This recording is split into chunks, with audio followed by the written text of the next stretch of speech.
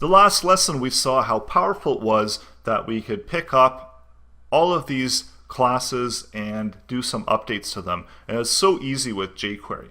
So now let's take a look at taking this one step further and actually updating some of our HTML elements using these additional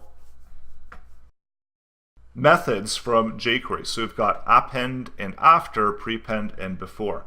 So let's take a look at that and see how that works.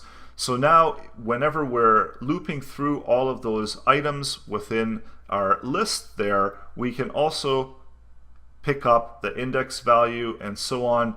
So let's pick up that index value here, and also we've got an event. And I'm going to console log these out so we can take a closer look at them. So that's going to be index and console log of event. And I'll show you how we can use these within our coding to do some really nice cool things with jQuery.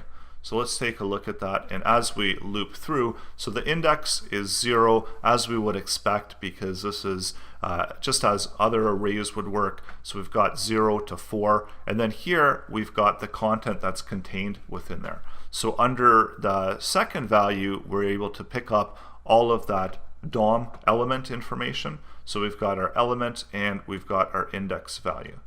So we can even specify these with an I and an E just to make it a little bit more simpler, because we're just using A over here. So now as we loop through them, we can update that element, and we can also prepend it, and there's a whole bunch of stuff that we can do. So let's try let's try prepending it. So I'm going to just comment this one out, comment that out. And now, as we're looping through it, let's prepend a different value into this. So now $E. So E is our element, representing the content of our element, and we're going to prepend it with, the value of index. And we'll just prepend it with the index value and a period, and then just put some spacing in there.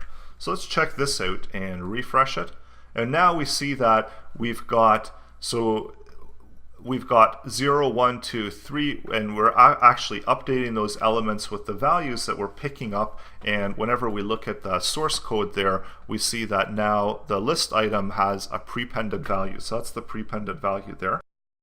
And you're probably wondering at this point, well, what's the difference between before and prepend? Because they do sound very similar. So let's take a look at that, and let's add in a before instead of a prepend. And this time, so let's do before. And maybe we can do something like just type in before so it really stands out there. And now let's go out to our browser and refresh this and check this out. So now we see that the before is actually showing up before the element. So essentially that's what it means, that when we're looking at our element, we can put content in before the entire element, so before the element starts, or we could put it before the content that's available within the element. And after and append is going to work in that same format. So let's add those in order to demonstrate. So this one is going to be after, and we'll just write a big after there, and should put some spacing in the front there. And then this is going to be append, and maybe here we can say just a bunch of dots there. So now we've got before, we've got prepend, we've got the content, we've got append, and we've got after.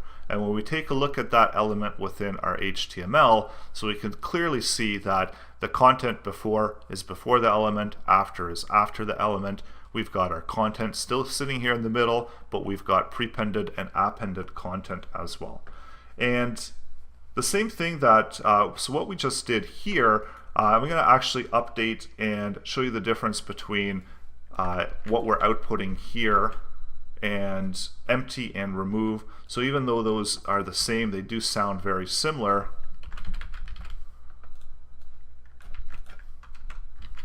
I'm going to put another one here and just call this one first in order to demonstrate the differences between empty and remove.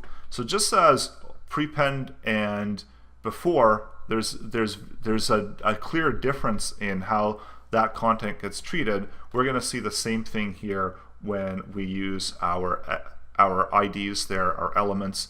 So we're going to use empty and remove. So let's try this out here. So $, and we need to specify the element. So that element is output 1. And let's just put empty. So the empty method. So it's going to remove all the child nodes of that selected element. And output 2 is not going to be empty, so this is going to be remove. And we'll show you what the difference is. So essentially it removes a set of matched elements. So although it does sound very similar, we see that both of them got removed. But when we look in the source code, the first one here, the empty, just emptied out the contents of that element. So it's still sitting there and we can still utilize it. And then when we look in the source code, we don't see output 2 anymore because that's been completely removed from the source code. So that's the difference, that when we use empty, we empty out the element, and when we remove it and remove it from the source code. So in the next lesson, we're going to look at one of my favorite things when it comes to working with jQuery and creating that interaction for users within your web page, and that's events. And this is one of the strongest things that jQuery does, is it really handles these event listeners incredibly well and makes it super easy to implement event listeners within your HTML code. So this is coming up in the next set of lessons.